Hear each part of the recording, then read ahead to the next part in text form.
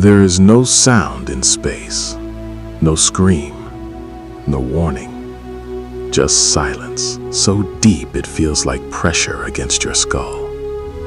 And somewhere inside that silence, a star disappears. Not with an explosion, not with fire, just gone. One moment it burns with the stubborn light of 1,000 trillion suns. The next, darkness folds over it like a closing eye. This is not how stars are supposed to die. We were taught the script. Massive stars live fast, die loud. They rage, they collapse, they detonate in glorious supernovae that briefly outshine entire galaxies. A final act of defiance. But this one didn't fight. It simply stepped out of existence. And what replaced it should not be there at all. A black hole. Too heavy. Too large. Too wrong. A cosmic mistake written into the sky. According to everything we thought we knew, a black hole like this can't form from a single star. Not one this massive. Not without tearing itself apart first in a catastrophic blast. The math forbids it. Physics itself raises a hand and says, impossible. And yet, there it is. A wound in space. Quiet. Patient. Real. It sits in a distant galaxy, wrapped in darkness, weighing more than dozens of suns crushed together. Not born from a grand explosion, not forged in the usual violence, just collapsed.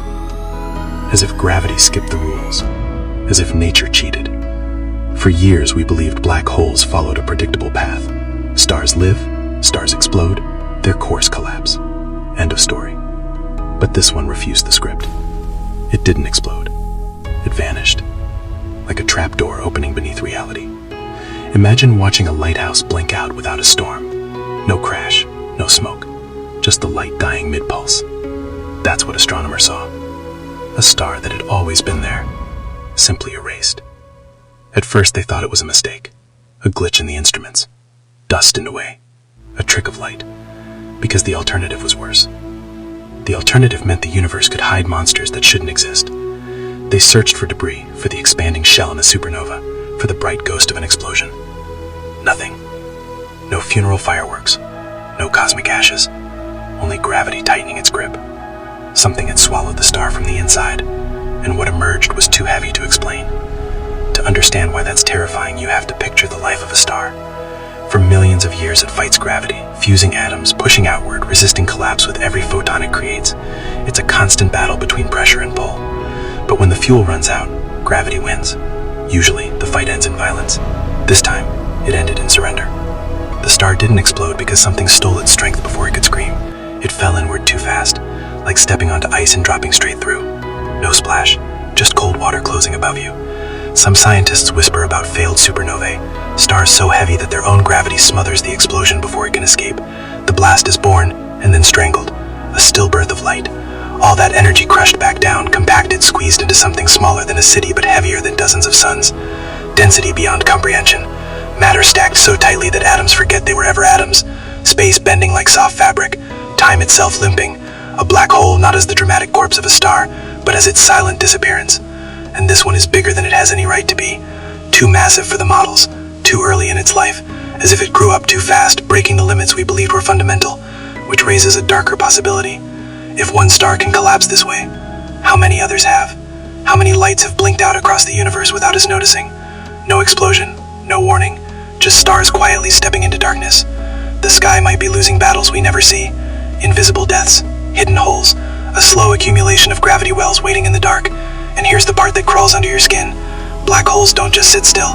They drift, they wander, carried by the slow tides of galaxies, by ancient collisions, by chance, like sharks in a black ocean. Unseen until you're already inside their shadow. If one of these silent-born giants ever passed near our neighborhood, we wouldn't see fireworks. No dramatic flare, no heroic last stand. Just orbits stretching, comets pulled loose, planets trembling. The sky subtly rearranging itself while we sleep. Gravity doesn't shout, it whispers, and by the time you hear it, it's too late. There's something deeply unsettling about that. Not the violence, but the quiet. The idea that the universe doesn't need spectacle to erase something. It can simply withdraw permission to exist. This black hole forces us to confront a harsher truth. The cosmos is not orderly, not clean, not predictable. It doesn't care about our equations or our expectations. We build rules to feel safe, to believe the universe was understandable. But every now and then something shows up that feels like a smudge on reality, a reminder that we're guests here, temporary, small, standing on a thin crust of understanding over an abyss of things we haven't even imagined yet. Somewhere out there, in a distant galaxy, that black hole continues to feed. Stars drift too close, light curves inward, time slows to a crawl at the edge, and everything that falls in becomes part of something that by all rights should never have existed. A contradiction with gravity, a scar in space-time, proof that the universe still has secrets it refuses to explain. Maybe that's the most frightening part. Not that black holes can destroy worlds, but one can simply appear, without permission, without logic, without warning, as if the darkness was always there, waiting. And sometimes, when a star finally gives up, the darkness just takes it back.